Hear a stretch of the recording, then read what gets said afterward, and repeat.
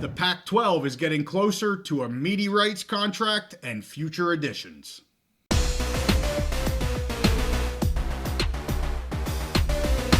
Conference realignment is always in the news, so we're back on the Big Mountain to keep you updated. Hey, welcome back to the Big Mountain. I am JY. This is my good friend Steve. We have a Pac-12 update for you. Going to go over a few recent interviews that gave us some new information as to where things are at with Pac-12 additions and the ongoing media rights market. First, Commissioner Gould was a guest on the Next Up podcast with Adam Breneman here this past week. Overall, a good listen. I appreciated listening to it. I thought Adam did a nice job interviewing Commissioner Gould here, but really some limited new information that was obtained in listening to this. Gould continued her her taglines, if you will, of alignment, making sure the members are aligned. Also transformational, she said many times regarding media partners. We have heard these words used several times before, for almost 3-4 months ago when she had given interviews. This alignment, this transformational partnership with a media rights partner. A few things that I did find to be a little bit new here, Steve, that I want to just point out. Number one, she said one objective of the media rights deal is to reach a diverse audience, and in order to do so, they will need multiple media partners. This isn't really a surprise to us. We've kind of talked about this for several months here, saying that really exposure is a very high priority for them. Again, not surprising. And really the best way to do that is through several media partners. That gives them better reach. And quite frankly, it probably gets them overall a better value overall by using multiple partners. Secondly, a second item was her thought that the performance-based distribution here that the PAC is setting up is here to stay in her mind. That she thinks that is going to be kind of what we see moving forward in conferences here into the future. Lastly, she said several times here in this podcast that her priority since taking over as the commissioner of the Pac-12 is Washington State and Oregon State. This can be seen in the new Pac-12 entrance agreement in which OSU and WSU have total control over the PAC Enterprises, formerly the Pac-12 Network. They've rebranded to be this PAC Enterprises, and that they basically have veto power over the governance of the PAC regarding new additions, regarding the media deal, and as it says in this governance section, any matters that would have a material impact to the Pac-12 after June 30th of 2026. Of course, we know July 1st of 2026 is when this new PAC is really going to be beginning. If either of these two schools don't agree with something, whether that's an additional member, whether that's a media rights, they basically say no, and they have veto power to continue going down that path with the entire PAC. So that's really interesting, and her focus has been on, and quite frankly, in this interview, it seems like it continues to be on the benefit of Washington State and Oregon State. That is who she's working for right now. Yeah, so I have a couple comments on those. Absolutely. Those yep. So first of all, when she keeps talking about transformational, and she's talked about this multiple times throughout the last year, I really think that it kind of leads me to believe that they're looking for more of a almost like an investment partner. Yeah. Maybe something similar to what we see with the Big Ten and Fox, where Fox basically purchased 51% of the Big Ten network. Right. And they're more just an investor than someone who's just bidding on their rights. And then you see that relationship with Fox, where then Fox is almost like leasing out to NBC to CBS. Like, they're involved in that process. So I really think I think it seems like the PAC wants something like that. Commissioner Gould wants something like that. I don't know if that will happen, right? But where she wants someone who's like fully committed long term, not just for a 4 or 5 year deal, not renting, but someone wants to come in and own, gets a stake in the conference. So that was my thoughts on that.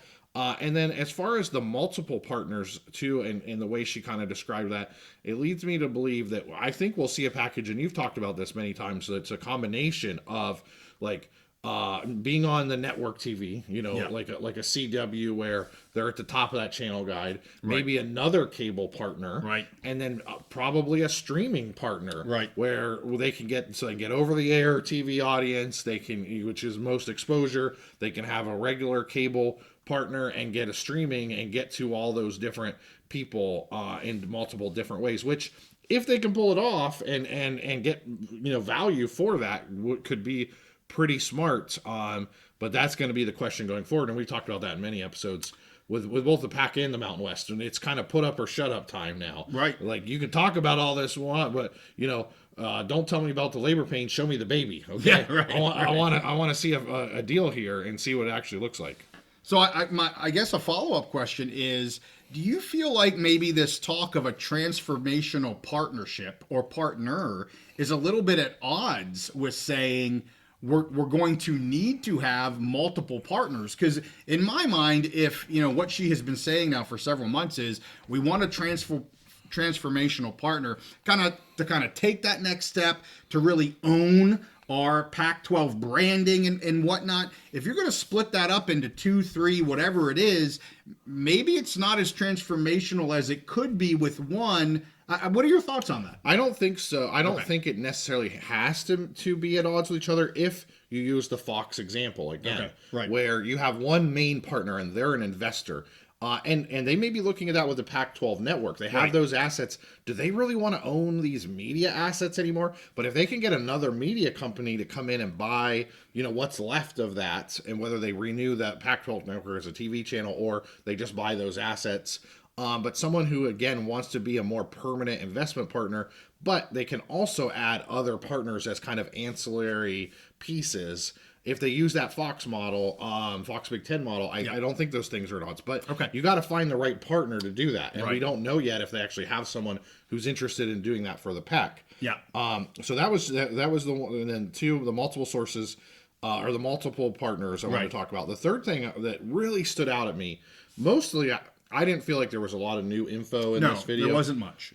But her emphasis on, and she kind of did this on her own.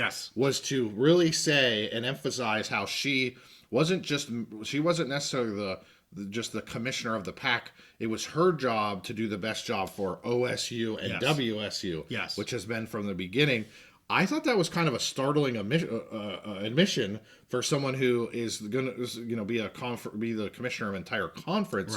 And like you mentioned, with the structure of how things are coming in, this is obviously not a conference of equals at this point. It's basically they're building a conference around OSU and WSU for the purpose of giving them a conference. They lost their conference, and they're not necessarily rebuilding an entire conference. They're basically building one around OSU and WSU, which was surprising to me that she would admit that perspective and she was completely she went out of her way open to say it.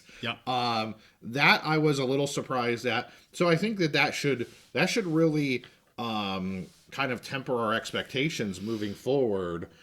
She was clear, I don't work for all these other schools. I work for Washington State and Oregon State, and I'm trying to make the best product around them to keep them as a viable national brand or national contender or whatever. I thought that was a huge admission. That was the biggest piece of this interview, and you're exactly right. She brought that to the table. That wasn't a question that Adam had kind of asked about. It was more just, hey, can you talk about the past and how you got here? And it was very clear. She was very forthcoming that these two schools, and you see that in the entrance agreement, which is why I brought that up. It's about these two schools and creating a conference for these two schools. Now, moving forward, when in 2026 there's a conference, of course she's going to be the conference commissioner. But around that entrance agreement, there's two schools that have more power than everybody else. And I would think potentially that's a red flag to new members to say, but again, potentially, this is speculation, but wow, these two schools are really, they have veto power. If the other 6 of us want to do something and Washington State or Oregon State say no, it's not going to happen. Yeah. That is a red flag potentially for new members, whether that's Texas, and I'm going to get to new members here in a minute, Texas State, UNLV, whoever it may be. That's something they really need to think about, I think, moving forward. What's best for them as they go into the future? So, yeah, I don't know if it's definitely a red flag. It could be a red flag, but it's definitely something that I think, whether it's the organizations, their athletic department presidents making decisions, right, or even the fan bases that are going there, in order to have realistic expectations, I think you have to take her word on face value of what she's saying is she's building this for the purposes of Oregon State and Washington State, right, and they, it's for them, it's for their betterment, and everyone else is just a piece to get that outcome. Yeah, along for the ride. Yeah. And it may be with more media value and all that. It may be good stuff. But to your point, it's for their benefit for now than it is for the other 6, 7, 8 new members' benefit. So I want to get to another piece of information that came out in an interview and that confirms what we have been saying here on the Big Mountain and what I have been saying on X for a long time. An interview here this past week with Canzano and Wilner that had Tim Pernetti, who is the commissioner with the American Athletic Conference. He came on and said that the PAC did give offers to the AAC4. That would be USF, Memphis, Tulane, and UTSA. These weren't just discussions of interests. They were real offers. He went on to then say that these offers were discussed between these 4 schools. I mean, he said they got into a room, they compared offers. What did you get versus what do we get? We don't know how different they were. Maybe they were exactly the same. He didn't get into that. But he did say they got into a room, they had several meetings about this, comparing each other's offers. Pernetti here said he took the approach of really kind of mentoring, helping these schools through this process. Another way would be to just and he said there was 2 avenues. One would be to be a partner with them to help them make the right decision for their schools. Or he could have just been a cheerleader for the AAC and been like, this is why you should stay with us. And they're not a good conference because of X, Y, and Z. And he said that's not the route he took. He took more of the partnership, I'll say mentoring type of side of things, where he tried to help these schools down the path of what was doing the best for their schools. As we all know, there were public leaks here when that all went down that kind of stained both sides.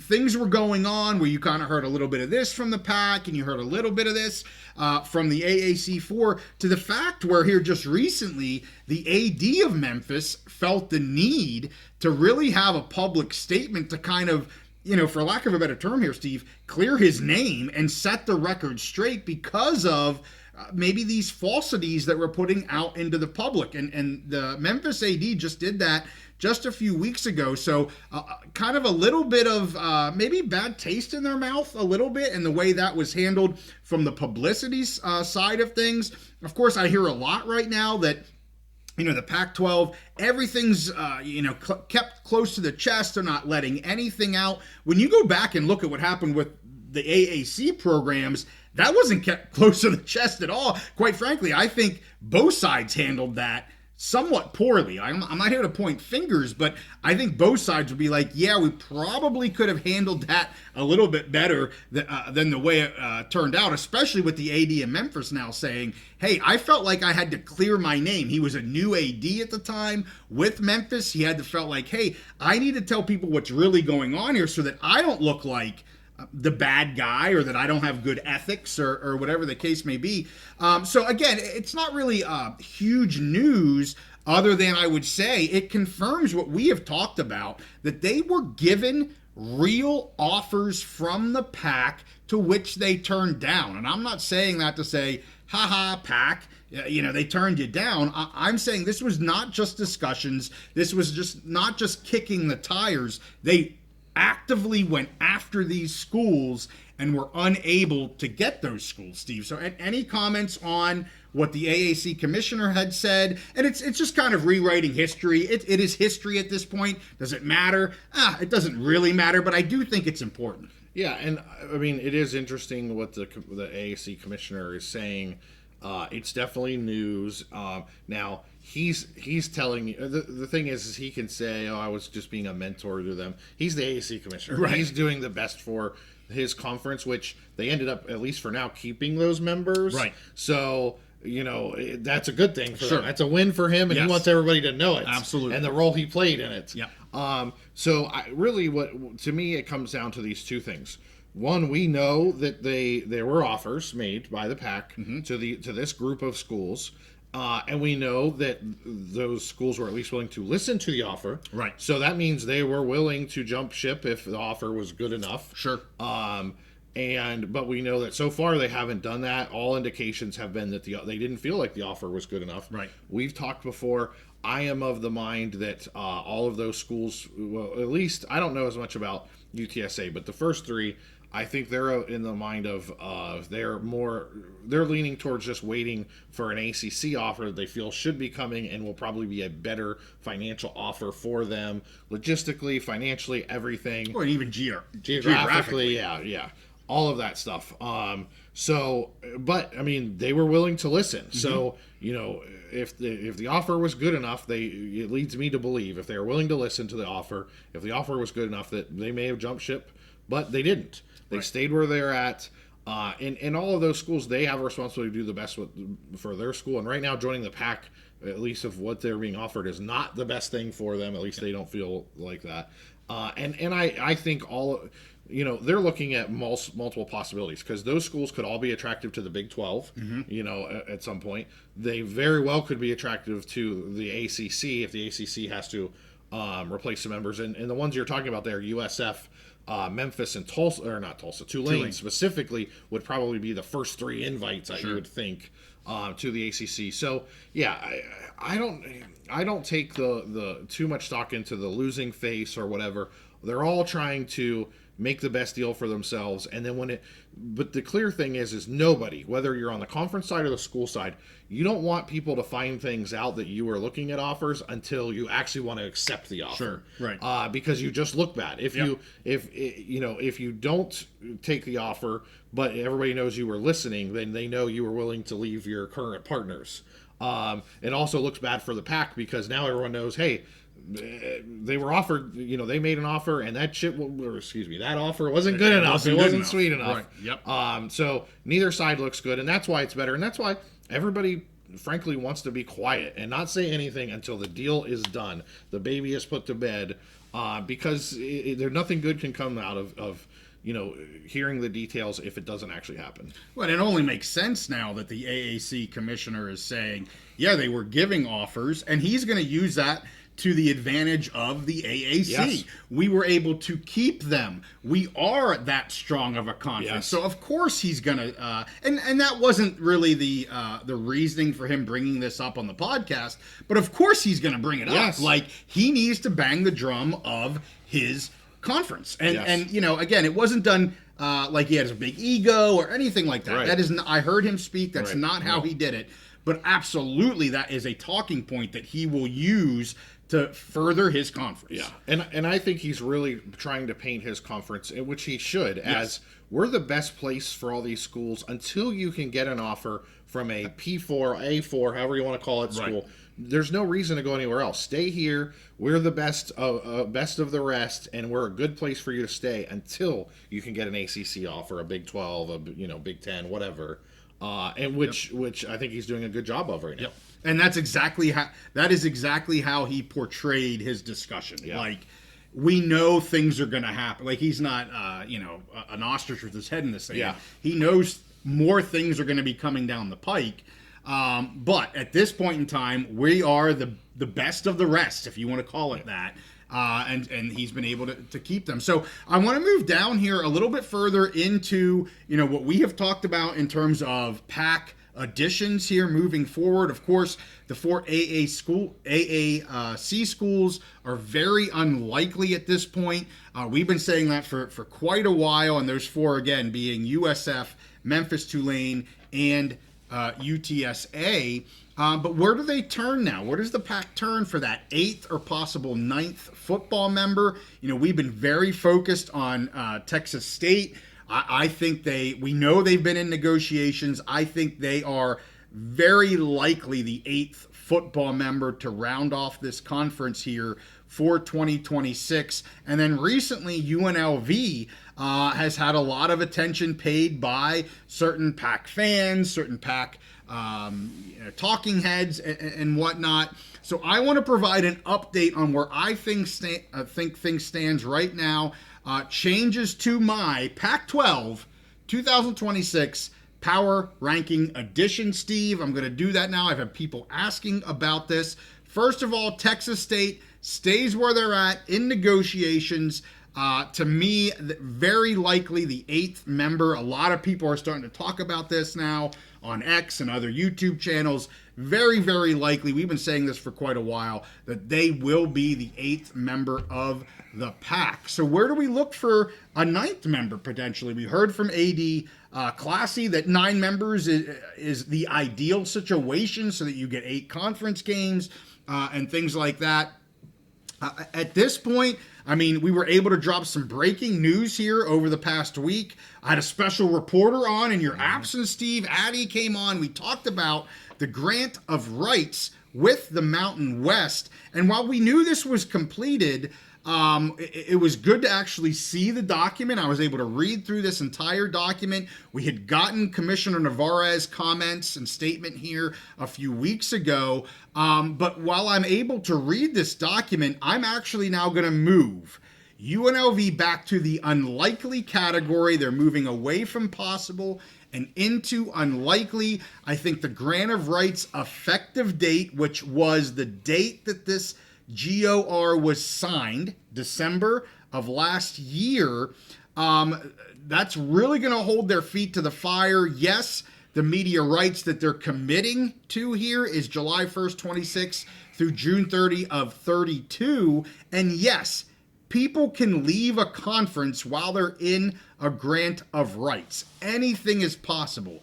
But in doing so, they would need to pay the exit fees that are in the bylaws right now. They would lose the incentive payments that are talked about within the grant of rights, and they are contingent upon receiving that money, and they've agreed to that. Yes, they're contingent that the Mountain West receives this money. The members are aware of that. Along with that, they would have to buy back, basically, their media rights from July 1st, 26 through 2032. That's a massively expensive proposition. Again, I say very unlikely. Is it possible? Yes, anything is possible. We see what's happening with the ACC and what FSU is trying to do, so anything is possible. But at this point, given what I know in the verbiage of the grant of rights, I am moving UNLV back to unlikely. So that leaves UNT, University of North Texas, and UTSA as a possible 9th member here for football. I think they are more likely out of the AAC basically because of their location in Texas. If Texas State wants to have a traveling partner in that general area, you have UNT and UTSA. They do have lower media payouts right now from the AAC, and I still will put University of North Texas ahead of UTSA for multiple reasons. One being UTSA was part of that AAC4 that have already said no, and I think UNT makes a better travel partner with Texas State than what UTSA would do. UTSA and Texas State, they're fairly close together. They don't like each other very much from what I gather. University of North Texas, further north, you're kind of getting into a different demographic. I just like, if you're looking for another member in Texas, I still like UNT, and they have a fantastic basketball program. We've talked about that before as well. I think USF, to your point, Steve, and Memphis just have much bigger goals that are to the east of where they are now, not to the west of where they are now. And we're pretty confident USF, I talk about Texas State being kind of in the driver's seat, having multiple conferences interested in them. I think USF maybe is the same type of deal here into the future, with several conferences really looking at USF as a potential partner here. Another school I want to get to, but do you have any comments on any of that so far, Steve? Well, I agree with everything, especially the North Texas being much more likely than UTSA. I'm honestly kind of surprised we haven't heard news about North Texas yet. Yeah. I'm guessing there's negotiations and whatnot going on. I think it makes a lot of sense for both sides. I don't see North Texas as a school that's going to have any better options. Right. I think the PAC is probably going to be their best option. Right. Whereas those other schools we're talking about have a very good chance of getting ACC membership. Right. Which I think they would view as a bigger option. I think the one school that you and I are not on the same page, we haven't been for a little while, is UNLV. Okay. I was surprised when you moved them from unlikely before up to possible. Yeah. I was very surprised at that.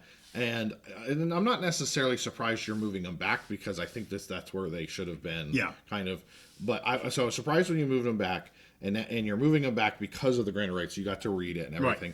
Right. My whole thing on that is I think UNLV between now and 2031, 2032, whatever, they're going to be in the conference where they get the best deal, which is what I said from the very beginning. Yeah. And right now, as it's been, they're getting the best deal from the Mountain West. They're getting that extra revenue. They're getting that. So I like I said, I was surprised when you moved them out of unlikely before.